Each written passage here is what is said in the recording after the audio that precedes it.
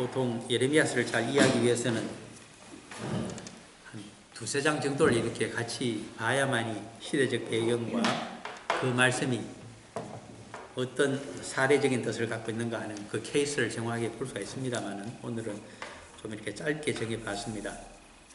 짧다고 해서 내용이 적은 건 아닙니다. 왜 그러냐니까 제목을 거짓 선지자 아합과 시드기야, 이렇게 두 사람 거짓 선지자가 어떤 내용을 바빌론 포로들에게 얘기했는가, 그것을 좀 알아보고 그들에게 취한 여호와 하나님의 조치가 어떤 것인가, 이런 것을 가지고 우리 신앙생활에 있어서 어떤 말씀을 오늘에도 적용을 해봐야 될 것인가 하는 의미를 끄집어내기 위한 것입니다. 그래서 그런 의미에서 지난번에 그 요지를 드릴 때에 바벨론 포로들에게 아합과 시드기야, 거짓 선지자 두 사람입니다. 는 어떠한 거짓 예언을 접하고 있으며 그 악한 누룩은 어떠한 결과를 초래하고 있는가. 악한 누룩이라고 표현을 할 수 있을 겁니다. 거짓 선지자는 굉장히 위험한 사람들입니다.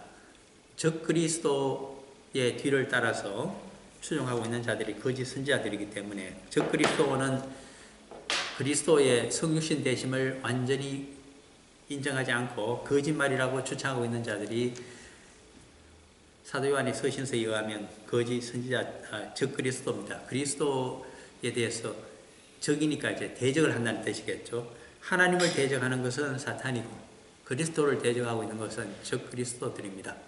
그러면 선지자들을 대적하고 있는 자들은 누군가? 거짓 선지자들입니다. 여기 오늘 볼 것 같으면 왜 이렇게 선지자 이야기를 우리가 많이 하는가 하니까 19절을 한번 보시면 선지자가 무엇인지를 이야기해 줍니다. 본문 가운데 여호와의 말씀이니라 너희들이 내 말을 듣지 않았기 때문이니라 내가 내 종 선지자들을 너희들에게 꾸준히 보냈으나, 이렇게 나옵니다.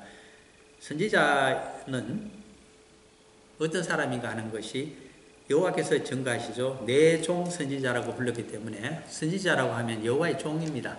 그래서 여호와의 종이 바로 진짜 선지자다. 그러면 선지자는 구약시대에 여호와께서 자신의 종으로 선택하여 세우시면서 반드시 예언의 말씀을 위탁해 줍니다.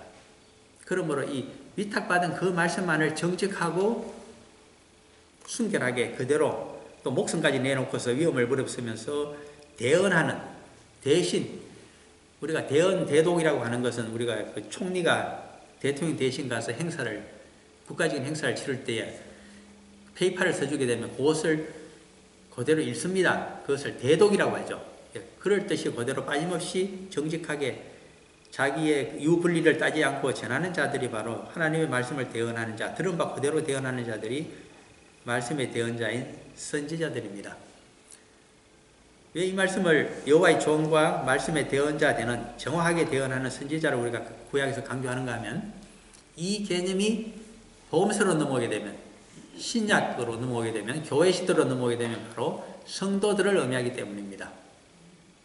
그러므로 성도들은 사도 바울의 표현을 빌리게 되면 여호와 하나님의 종인과 동시에 특별히 누구의 종이냐? 그 가운데 예수 그리스도의 종입니다. 예수 그리스도의 종 가운데서 또 특별히 말씀을 위탁해서 그것을 이방 세계에 전하도록 위탁받은 자들 우리가 사도라고 부릅니다. 그래서 그리스도의 종이며 사도인 나 바울은 이렇게 자신의 정체성을 설명하는데, 내가 그리스도를 본받는 자가 된 것 같이 너희들은 나를 본받으라 하는 고린도전서 11장 1절에 있는 사도 바울의 말은, 내가 가진 이 정체성과 신분과 직분을 너희들도 똑같이 행하라는 뜻입니다. 모든 성도들에게. 그러므로 사도 바울이니까 이 정도 했겠다 하는 것이 아니고 너희들도 똑같이 그렇게 되길 바란다. 그 뜻을 갖고 있습니다. 그래서 빌립보서 4장 같은 데 가서 보게 되면 4장 10절부터 16절 사이에 내가 예수 그리스도의 대속의 죽으심과 그 부활하심의 의미가 무엇인지를 알고서 나도 그 영생의 부활을 얻고 싶어서 남은 인생을 바쳐서 그 표대를 향하여 달려간다. 이것이 사도 바울의 인생관이요 선교관입니다. 그런데 성도들에게, 초대교회 성도들에게 똑같이 얘기합니다. 너희들도 나처럼 지금 어느 위치에 어느 장소에 있든지 간에 똑같은 같은 표대를 향해서 달려가다. 사도 바울은 절대로 혼자서 그 천국으로 여호와의 종으로 쓰임받기를 원치 않습니다. 다 같이 가자는 겁니다. 모두가. 그것이 우리 성도들에게 주고 있는 메시지입니다. 그래서 성경 말씀을 보실 때에 아브라함 다르고 다윗 위대한 인물이고 사도 바울 예수 그리스도 다음으로 위대한 인물이고 이렇게 생각할 것이 아니라 우리들에게도 그러한 은혜와 순종과 인생을 살아가기를 똑같이 원하고 계신다. 똑같은 성령을 받았기 때문에, 똑같은 말씀을 주셨기 때문에, 똑같은 인생을 주셨기 때문에 그것을 우리가 좀 생각을 해야 됩니다.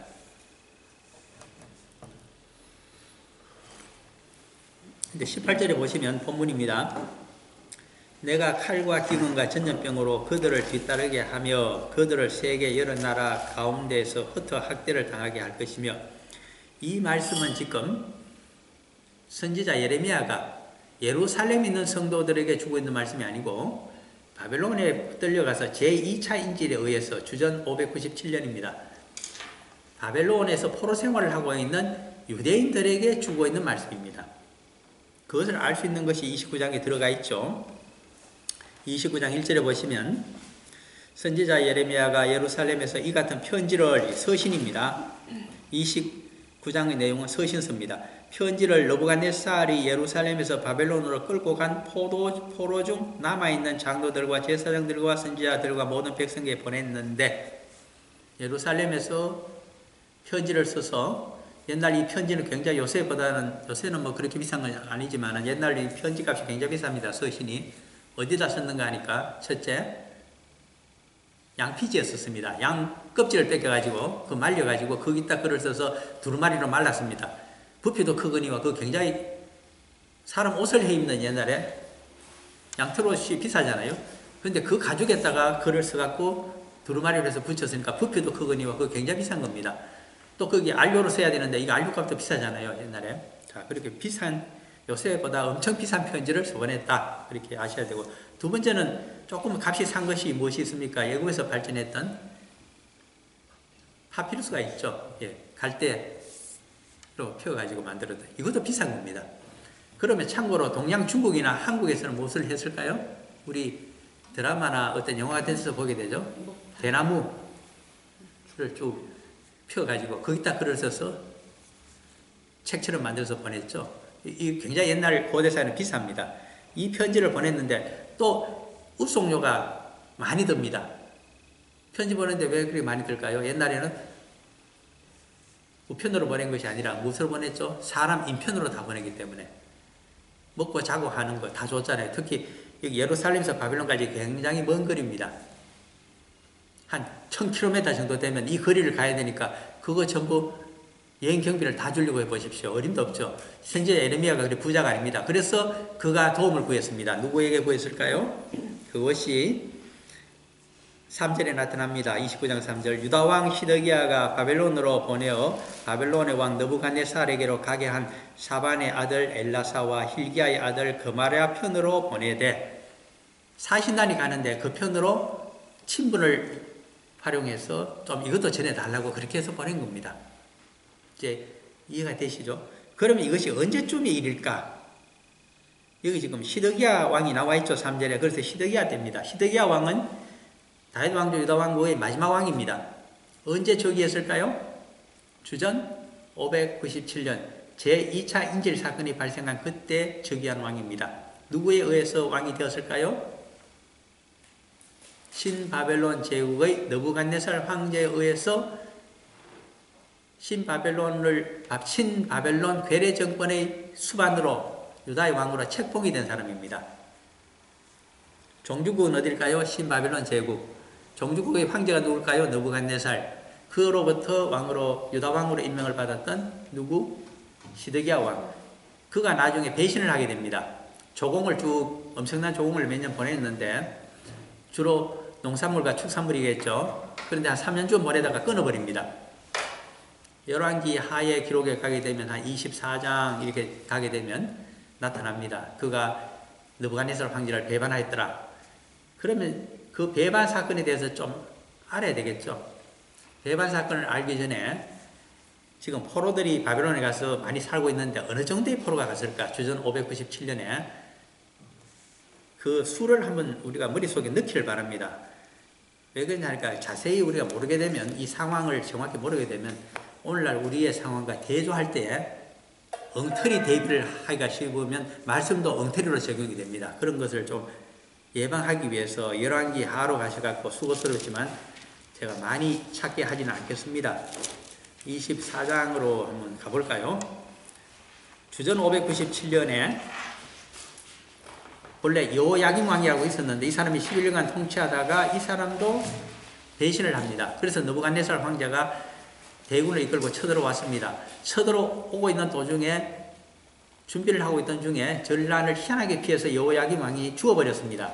그의 장남이었던 아들 여고냐가 아버지를 대신하여 왕이 되었습니다. 이름하여 아버지가 여호야김, 저는 김씨는 아니지만 어쨌든 김자가 붙어있다 그랬죠. 여호야김, 아들은 긴입니다. 그래서 여호야긴, 본래 왕자한테 이름은 여고냐죠. 이 사람은 성균 요시아의 아들이 여호야김이기 때문에 이거 손자입니다. 그렇죠. 이 손자가 그래서 느부갓네살 황제가 주전 597년에 대군을 몰고 쳐들어왔는데 예루살렘까지 포위를 당했는데 막아낼 수가 없습니다. 그래서 어떻게 했을까요? 항복했습니다. 모든 신하를 이끌고, 우리 한국 한 왕도 있잖아요. 인조가 삼전도에 가서 남한사성 지키다가 안 돼서 머리를 몇 번 찍어 박았습니까? 바닥에다가 9번을. 그 황제 앞에 참 죽을 노릇입니다. 그렇게 하는데 이 사람도 그렇게 됐습니다. 이 젊은, 당시 18살인가 그렇습니다. 가서 죽을 죄를 지었다고 죄인이 돼서 하니까 붙들어 갑니다. 어디로? 바벨론 포로를 끌고 가면서 다시는 반란을 일으킬 수 없도록 조치를 합니다. 그 조치가 인질과 보물을 다 갖고 가는 겁니다. 그래서 24장 12절 한번 볼까요? 같이 볼까요? 유다의 왕 여호야긴이 그의 어머니와 신복과 지도자들과 내시들과 함께 바벨론 왕에게 나아가며 왕이 잡으니 때는 바벨론의 왕 8째 해더라. 바벨론의 왕 8째 해라고 하는 것은 의미를 가집니다. 여기는 느부갓네살 황제 언제 즉위했느냐 하니까 예레미야서 25장 1절이 사료가 됩니다. 기억하실지 몰라도 여로보암 왕 4년에 즉위했다고 그렇게 적혀져 있습니다. 여로보암 왕이 여호야김 왕이 언제 즉위했느냐 하니까 주전 609년인가 즉위했습니다. 그 역사를 여러 번 말씀드립니다만 주전 609년은 꼭 머릿속에 좀 넣어달라고 제가 신신당부를 드리고 있는 중입니다. 왜 그러냐 하니까 주전 609년에 유다 왕국 말기의 대성군입니다. 유다의 역사를 통해서 가장 거룩한 왕을 한 사람만 딱 꼽으라고 한다면 요시야입니다. 이 요시야가 언제 죽었느냐? 39살 젊은 나이에 주전 609년에 죽습니다. 한국에서는 조선시대 마렵으로 접어들기 전에 영정조 시대라고 있습니다. 영조의 손자가 정조였죠. 정조가 언제 왕으로 즉위했습니까? 주후죠. 1776년. 저보고 그 어떻게 그렇게 잘 외우십니까? 얘기하면 딴 거하고 비교해서 외웁니다. 제가 뭐 어떻게 머리 그리 좋은 사람이 아닌데 1776년에 서양에서 서구사회에서 어떤 일이 발생했습니까? 예, 미독립이죠. 우리가 미독립을 굉장히 좋게 해석합니다만 이런 얘기 해서 될지도 모릅니다만 저는 정치 국제관계사적으로 보게 되면 영국 입장에서 생각해 봅니다. 아메리카의 동부에 13개 주를 개척했던 나라가 어느 나라입니까? 영국이잖아요. 식민지 13군데 해서 큰 땅들을 갖고 다 지주들이 되었습니다. 농사를 지었습니다. 영국 왕실에 세금을 바칩니다. 조세를 바치게 되어 있죠. 땅을 줬으니까. 그런데 그 세금이 비싸다고 해서 전부 거부를 해버렸습니다. 영국 왕의 입장에서 얘기하면 배은망덕한 일입니다. 그래서 징벌하고자 군대를 보냈더니 군대를 자기들이 모집해서 대항을 했습니다. 그렇게 해서 전쟁이 벌어졌는데 누가 이겼을까요? 대서양을 건너서 아무리 천하의 패권을 쥐고 있는 영국이라고 하지만 보낼 수 있는 군대에 한계가 있습니다. 그 몇만 명을 보냈다 치지만 여기는 몇백만 명이 살고 있습니다. 그 중에서 10분의 1만 추려도 몇십만 명의 군대가 동원되잖아요. 그거 갖고 전쟁 치니까 이길 리가 있겠습니까? 그래서 패퇴했습니다. 그래서 기분 좋다고 이제 영국에 세금 안 내도 되고 우리 생산한 건 전부 우리가 쓰게 되었다고 이 자본주의적인 입장입니다. 그래서 자유를 부과했던 것이 바로 1776년 7월 4일입니까? 어쨌든 그들의 독립기념일입니다. 인디펜던트 데이입니다. 영국 입장에서 보게 되면 피눈물을 흘린 날입니다. 살모사 같은 일이죠. 자기가 태어나서 세상을 구하기 위해서 어머니를 물어서 죽이는 비극적인 사건이 발생합니다. 이것이 자유자본주의의 기본적인 논리에 깔려 있는 겁니다. 그래서 자본주의 좋다 그러지만은 이거는 부모가 형제가 없는 겁니다. 어떻게 보면 이런 것도 우리가 좀 생각을 하면서 봤으면 좋겠습니다. 왜 은혜스러운 시간에 그런 얘기 할까? 어쨌든 1776년 하다 보니까 나왔고 정조가 1800년에 돌아가시고 1801년이 되면 순조가 즉위하게 됩니다만 이제 그렇게 되어 나갑니다. 어쨌든 이 성군 요시야를 이야기하다가 우리 정조는 1800년에 돌아가십니다만 이분은 주전 609년에 돌아가셨다. 그래서 네 아들이 있었는데 첫 번째 아들 요하나는 일찍 죽었고 두 번째 왕자로서가 첫 번째 장남 역할을 했는데 그가 엘리아김이었는데 그가 여호야김 왕이었다. 그는 신하들에 의해서 바로 추대된 왕이 아니고 바벨론의 애굽의 황제인 바로 느고가 책봉을 해줘서 그래서 된 왕입니다. 여호야김은. 그런데 11년간 통치하죠. 그 대신에 자신의 동생이 있는데 3살 터울인가 그렇습니다. 2살 차이입니까? 25, 23. 2살 밑에 동생이 있는데 왕자 이름이 살룸이었습니다.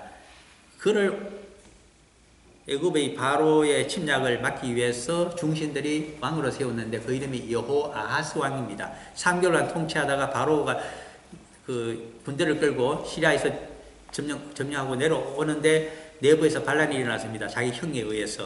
그래서 양쪽 공격을 받아서 잡혀서 애굽으로 끌려간 자가 바로 여호아하스였고 그때 같은 주전 609년에 여호야김 왕이 되어 있었는데 4년이 지나자 주전 605년에 신바벨론 제국을 천하의 패권국으로 만든 위대한 황제가 영웅왕이 탄생합니다. 신바벨론에서 누굽니까? 느부갓네살 황제입니다. 그 다니엘서에 나타나는 그 유명한 황제 느부갓네살이 그때 즉위를 합니다. 주전 605년. 즉위하지 말자 군대를 몰고서 갈대아 군대입니다. 어디를 들이쳤는가 하면 남아있던 메소포타미아에서 아직도 저항을 하고 있던 옛날 아수르의 잔존 세력을 완전히 소탕해버립니다. 여세를 몰아서 갈그미스 저기 티그리스강 상류에 있는 시리아를 통과하는 요새 지역입니다. 그 수도를 쳐부숴버립니다. 거기 애굽의 바로가 느고의 군대를 해뒀다가 그대로 패퇴합니다. 밀고서 그대로 파죽지스로 남하를 합니다. 어디까지 애굽까지 들어가고자 남하를 하다가 애굽이 나일강에서 막기 때문에 못 들어가고 대신 분마를 동쪽으로 돌립니다. 그래서 유다왕국으로 쳐들어와 버립니다. 쳐들어왔더니 막을 수가 없습니다. 그래서 주전 605년에 항복을 합니다. 누가 항복했을까요? 여호야김 왕이. 그렇게 하면서 요구 조건대로 다 해줍니다. 전쟁 배상금도 물었고 그리고 그쪽에서는 느부갓네살이 무조건 항복하겠다 하기 때문에 어떻게 했을까요? 귀족들의 똑똑한 자제들을 데리고 가서 앞으로 이 유다 왕국을 자기들이 간접 통치하는 데 도움을 받을 수 있도록 교육을 시켰는데 그때 데려간 사람 중에 똑똑한 4사람이 나타납니다. 다니엘과 그의 3친구. 그런데 이 여호야김 왕이 또 얼마 가다가 또 배신을 합니다. 그래서 혼을 내주려고 전쟁 준비를 해서 쳐들어온 것이 주전 597년 여호야김 왕 11년. 그런데 전란을 맞이하기 3개월 전에 죽어버립니다. 그래서 아들인 그 여고냐, 왕자 이름이 여고냐였고 왕이 되자 그가 바로 여호야긴 왕이라고 했죠. 그가 항복을 했지만은 용서하지 않고 3개월밖에 통치하지 못한 이 사람을 붙들어 갑니다. 붙들어 가면서 다시는 반란을 일으킬 수 없도록 조치를 합니다. 그것이 오늘 열왕기하 24장 13절에 나타납니다. 왕궁에 있는 모든 보물을 다 갖고 가고 하도 그릇이 많아서 금그릇을 갖고 가는데 뭐 이쁜 놈은 그냥 갖고 가겠지만 신동차는 금그릇을 전부 파괴를 해서 부피를 줄여가면서 갖고 갔다는 것이 13절의 내용입니다. 우리 왜 그 세컨핸드 가면 전부 금붙이 그릇 같은 거 어떻게 합니까? 찌그러뜨려 갖고 하죠. 그 부피를 줄이기 위한 겁니다. 14절 뿐입니까? 예루살렘의 모든 백성과 모든 지도자와 모든 용사 10,000명. 이것은 유다 왕국의 정예병 가운데 항복을 했으니까 10,000명을 그대로 뽑아서 바벨론 군대로 편성해서 데려간 겁니다. 이걸 보셔야 됩니다. 그렇게 한 결과 비천한 자 외에는 그 땅에 남은 자가 없었더라. 시드기야를 왕으로 세웠지만은 유다 왕국은 속빈 강정입니다. 이렇게 한번 완전히 약탈을 당한 때가 이때입니다. 하도 기가 막혀서 15절에 한 번 더 설명하고 16절에 또 설명합니다. 또 용사 7,000명과 10,000명 플러스 7,000명인지 아닌지는 몰라도 하여튼 플러스 돼서 또 데려갔습니다. 그리고 장인과 대장장이 기술자도 다 데려갔는데 또 숫자를 얘기합니다. 1,000명을 뽑아서 데려가 버렸더라. 그리고 용감하여 싸움을 할 만한 모든 장정들을 또 데려가 버렸습니다. 유다의 군인들뿐 아니라. 그래서 바빌론 왕이 바빌론으로 사로잡아 가고, 바빌론 왕이 17절입니다. 여호야긴의 숙부 마따니아, 이가 성군 요시아의 막내 아들 네 번째 왕자였습니다. 마따니아를 대신하여 왕으로 삼고 그 이름을 고쳐 시드기야를 하였더라. 시드기야가 나이가 얼마인가가 18절에 나타납니다. 시드기야가 왕이 될 때 21세입니다. 그러면 11년 전에 아버지가 돌아가실 때가 몇 세냐? 10살짜리였습니다. 그리고 이때 붙들려 갔을 때 여호야긴 왕이 몇 세였는가 하니까 그가 왕이 되었을 때가 18세입니다. 그래서 그 숙질 간의 나이 차이는 3살밖에 나지 않습니다. 이제 이런 역사서들을 쭉 보게 됩니다. 자세히 말씀을 드린 것은 항복을 하게 되면 나라가 이렇게 됩니다. 그저 농부와 목동 정도만이 살아나고 비천한 자들이 살아남고 그것을 농사를 지어갖고 계속 매년 조공을 엄청스럽게 바쳐야 된다 이야기입니다. 다시는 일어설 수 없도록 짓밟게 됩니다.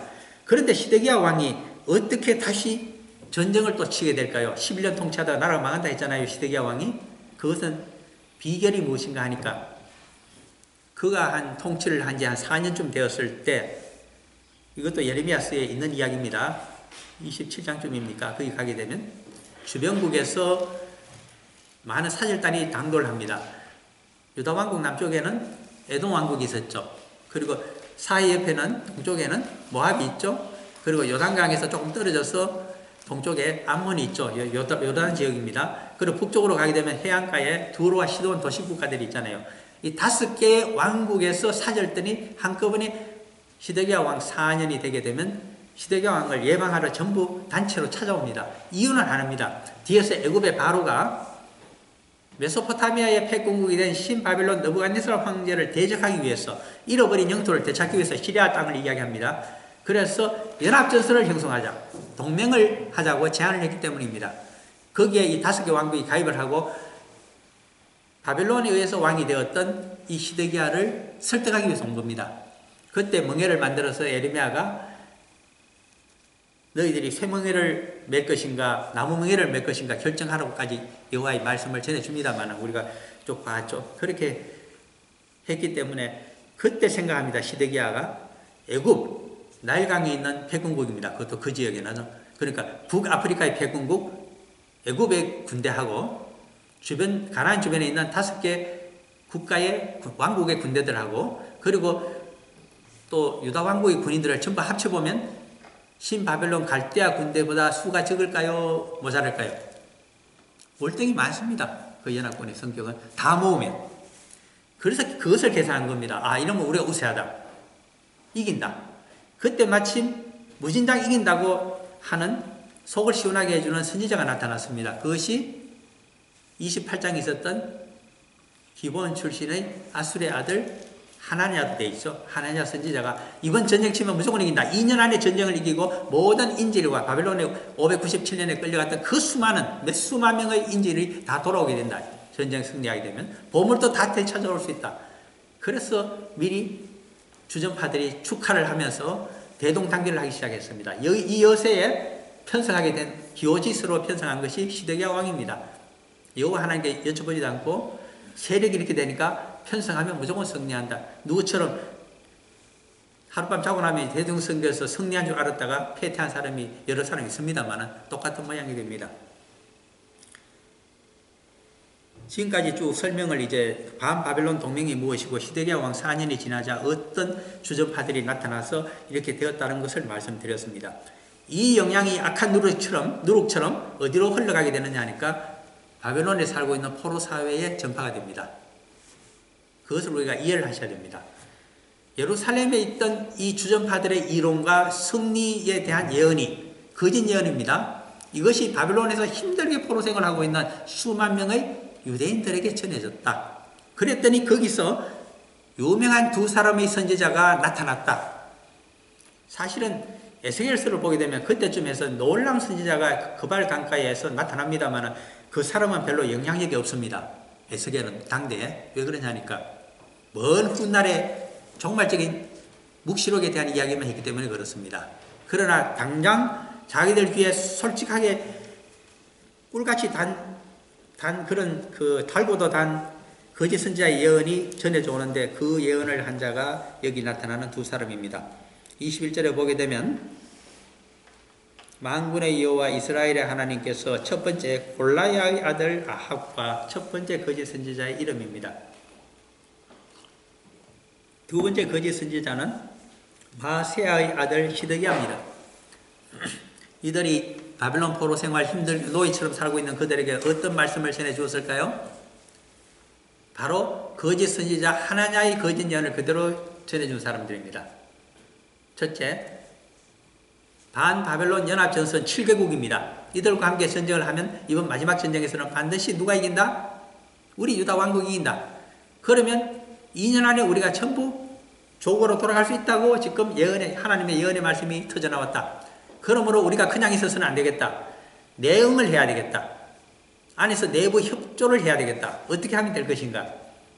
느부갓네살 황제에 대한 반대운동을 일으키고 저항운동을 하게 되고 반란을 우리도 세력을 모아서 하자. 그러면 더 빨리 해방될 것이 아닌가? 노예생활을 하고 있는 사람들에게는 해방이 제일 첫 번째입니다. 이 말이 큰 붐을 일으킵니다. 그래서 젊은이들을 중심으로 해서 이제는 저항운동을 시작합니다. 그냥 두게 되면 여호와께서 그것을 보고 계십니다. 수만 명이 있는데 수천 명이 그냥 목숨을 잃을 것만 같습니다. 그렇게 되지 않겠어요? 그렇게 해서 어떻게 조치를 하십니까? 그 조치가 21절에 보게 되면 너희에게 거짓을 내 이름으로 여호와의 이름으로 너희에게 거짓을 예언한 자라 보라 내가 여호와께서 그들을 바빌론의 왕 느부갓네살의 손에 넘기리니 그가 너희 눈앞에서 백성들이 보는 유대인 포로들이 보는 눈앞에서 바빌론 황제가 그들을 죽일 것이라 처형해버리겠다. 여호와 하나님께서 그들을 붙잡아서 느부갓네살 황제에게 넘겨주겠다고 하십니다. 왜 넘겨주실까요? 그건 밀고자가 아닙니까 이거? 세상적으로 생각하면 이스라엘 사람 도와주는 거 아니잖아요. 오히려 잡아서 적군에게 넘겨주잖아요. 우리는 그렇게 생각하기 쉽습니다. 그러나 그 뒷면에는 누구를 구하고자 하는 생각이 들어있습니까? 첫째, 수만 명의 포로 생활을 하고 있는 선민 유대인들을 구해내고자 하는 뜻이 여기 들어있는 뜻입니다.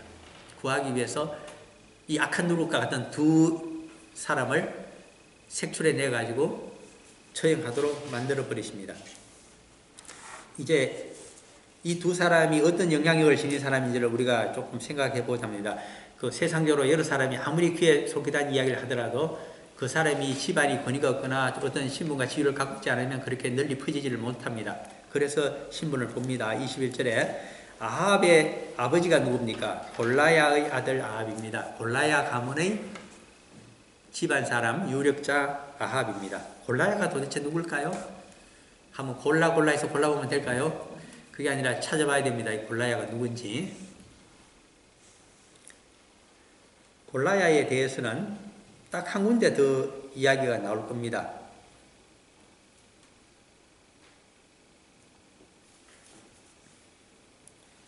나중에 보면 그 느헤미야서입니까? 거기 보게 되면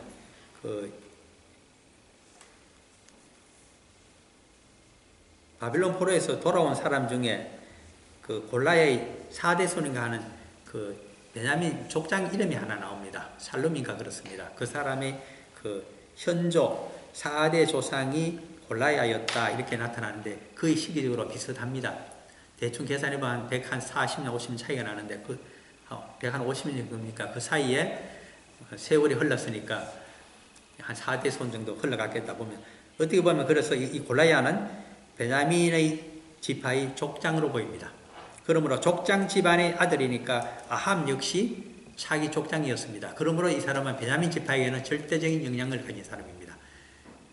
유다 왕국은 두 지파로 구성이 됩니다. 유다 지파와 소수의 베냐민 지파.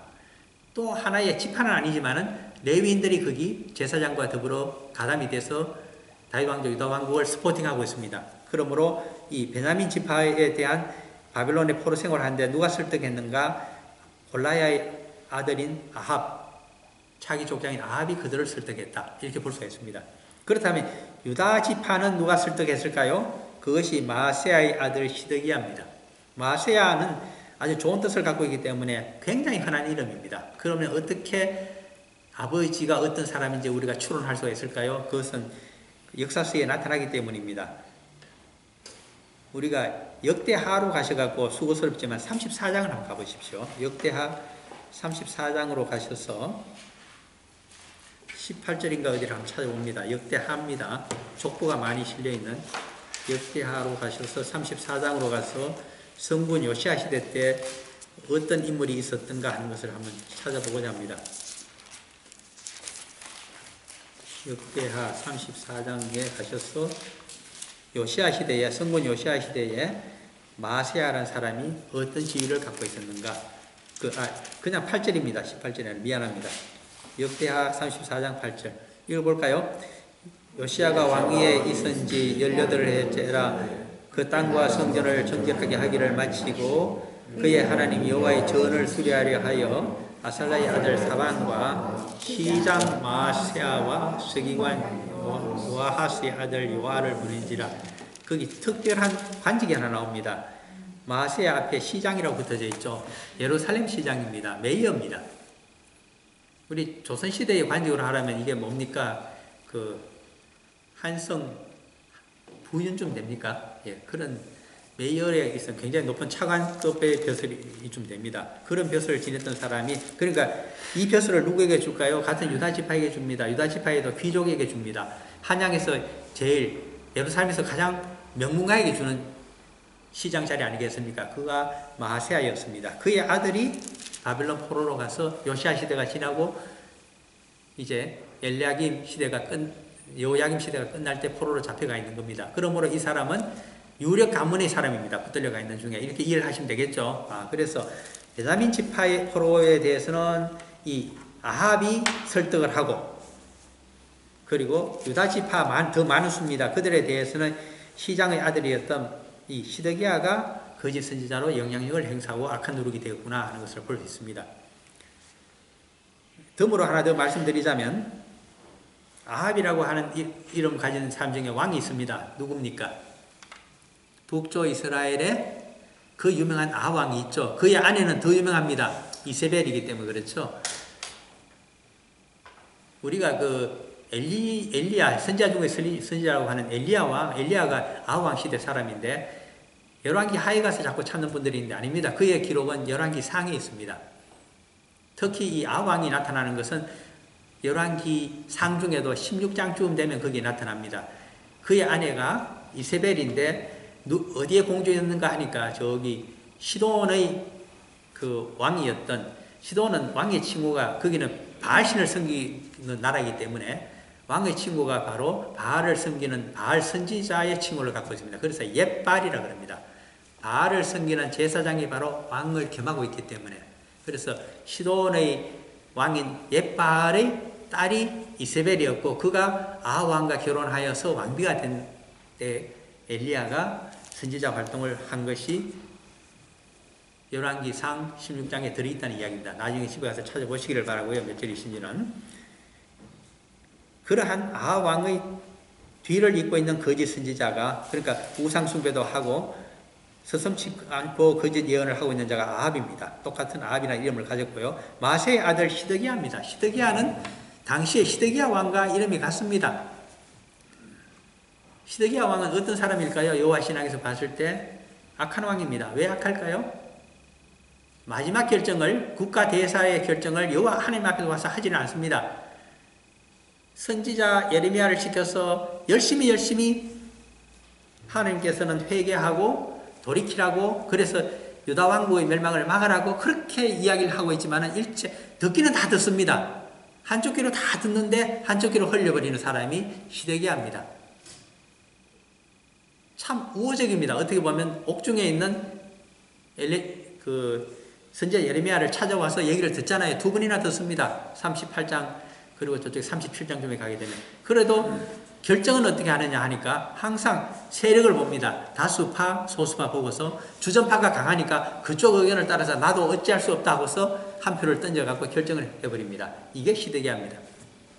여호와 하나님을 쳐다보고 의사결정을 하지 않습니다. 앞에 나오지는 않습니다. 얘기를 전해줘도 한쪽 귀로 들고 그저 참고사항입니다. 소수 의견 그것은 세컨드 아피니언에 불과합니다. 퍼스트 아피니언으로 절대로 삼지 않습니다.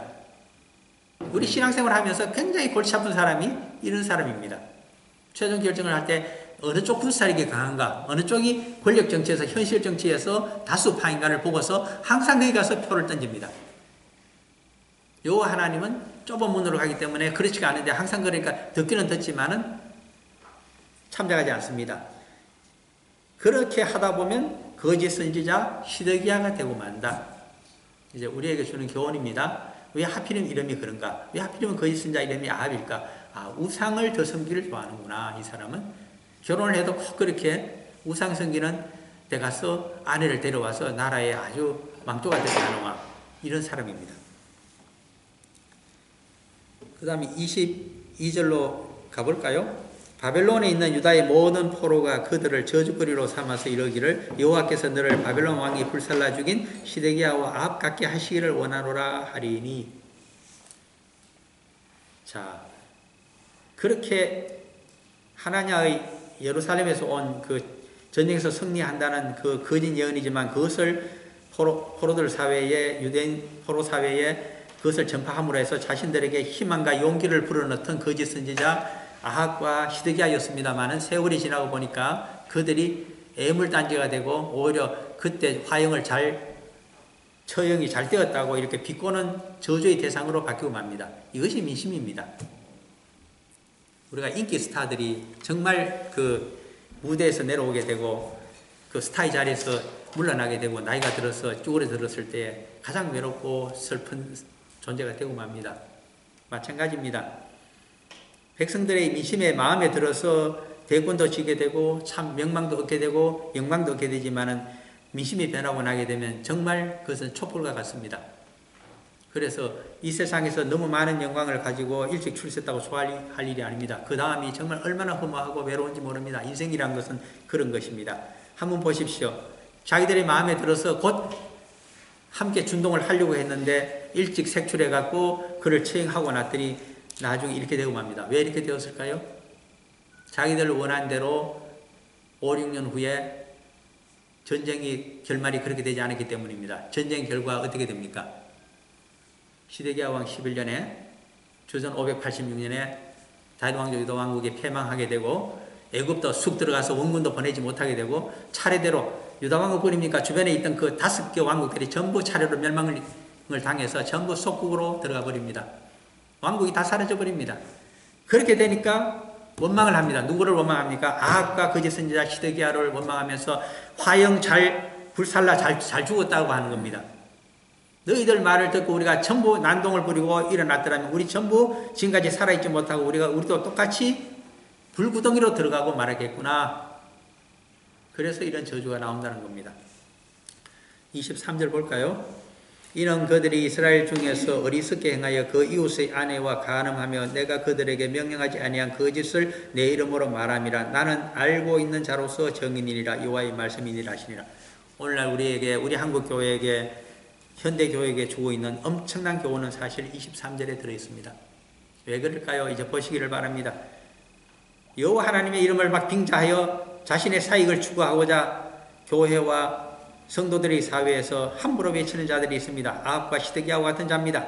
인기가 있습니다. 그러나 그들은 여호와 하나님을 두려워하지는 않습니다. 여호와 하나님의 종이요 여호와 하나님을 두려워하는 자라고 하면 어떻게 그 이름을 함부로 입에 담으면서 거짓 예언을 거짓말을 막 하겠습니까? 백성들이 구미에 맞추어서 권력자들이 비율을 맞추고 그렇게 힘으로써 세상을 지배하려고 하겠습니까?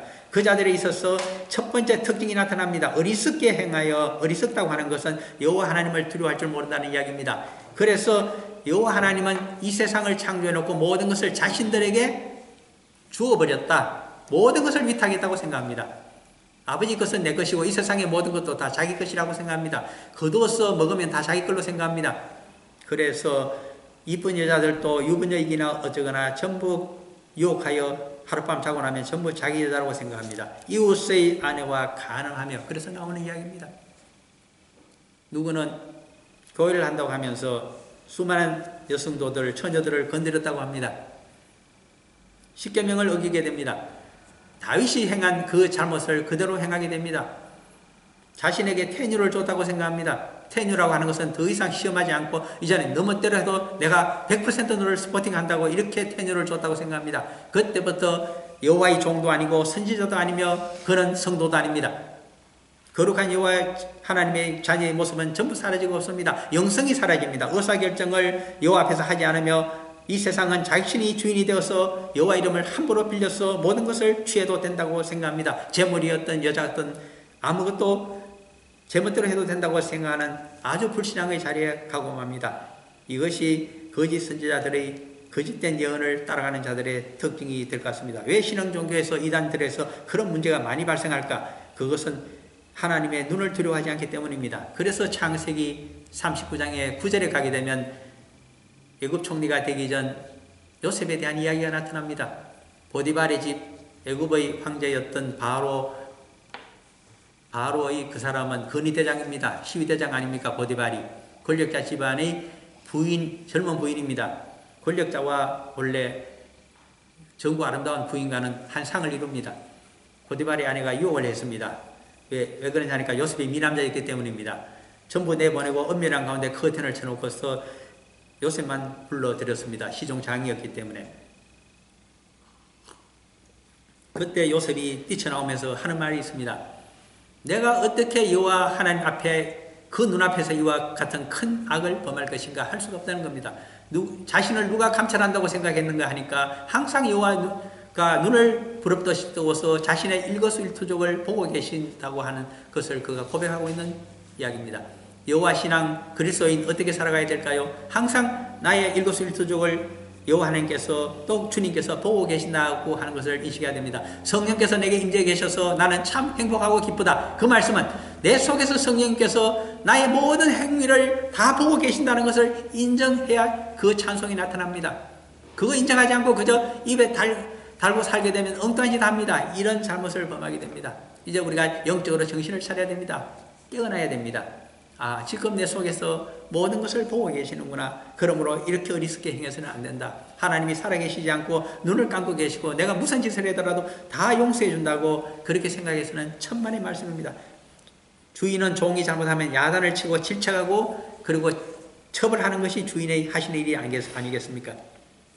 그 다음에 내가 그들에게 명령하지 아니한 그 짓을 내 이름으로 말함이라. 말씀은 말씀으로 풀이해서 정확하게 그 뜻을 드러내서 전달해야만 합니다. 그것이 대언입니다. 그렇게 하지 않고 엉터리로 예언합니다. 어떤 단체는 신흥종교는 이런 이야기까지 합니다. 아담 부부가 선악과를 따먹은 이후로 6,000년 동안 인류의 역사는 마귀의 지배 아래 있다. 그러므로 교회도 마귀의 손발이 되고 있다.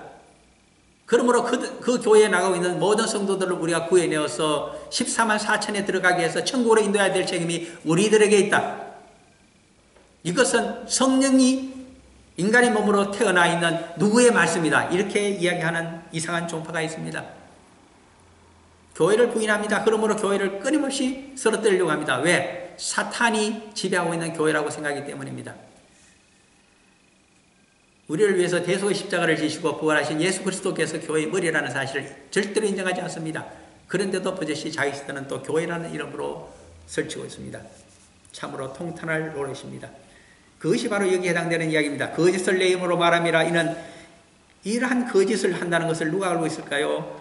나는 알고 있는 자로서 정인이니라. 여호와 하나님께서 스스로 정인이 되어 주시겠다고 하십니다. 언제? 부활하여 심판대 앞에 서는 날. 그날 누가 심판하십니까? 스스로 정인이 되고 모든 일을 알고 계시는 여호와 하나님께서 그 옆에는 어린 양께서 심판하시는데 누가 그 앞에 설 수 있겠습니까? 그들은 영원한 멸망으로 들어갈 수밖에 없을 것입니다. 그것이 여호와의 말씀이니라 하시니라. 여기서 말씀이 끝나고 있습니다.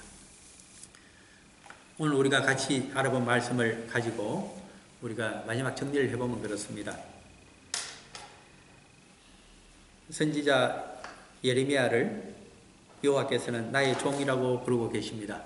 예레미야와 같은 선지자를 많이 이 세상에 보내어서 여호와 하나님의 말씀을 그대로 대언하도록 보냈다고 하는데 우리들이 바로 그러한 선지자들이며 여호와의 종입니다. 종이라고 하는 것은 항상 주인의 말씀을 듣고 주인 앞에서 주인이 나의 일거수일투족을 감찰하고 계신다는 것을 알면서 행동을 해야 되고, 그리고 말씀에 있는 말씀 외에는 일체 잘못 해석해서 자신의 사익을 취해서는 안 됩니다. 이 세상에 어떤 재물이라도 어떤 아름다운 여인이라도 그것을 이용하여 취해서는 그것은 십계명을 위반하게 되고 하나님을 속이는 행위입니다. 그런 것들을 우리가 알면서 그것이 얼마나 잘못된 것이기에 하나님께서는 이와 같이 바로 권력자에 의해서 처형을 당하도록 만들어 버리는 것이 이 누룩을 제거하는 방법이 되기 때문에 우리가 그것을 눈따갑게 보면서 참으로 우리 옥깃을 여미며 살아가는 성도들이 다 되기를 간절히 바랍니다. 잠깐 기도하고 마칩니다. 사랑하는 아버지 하나님,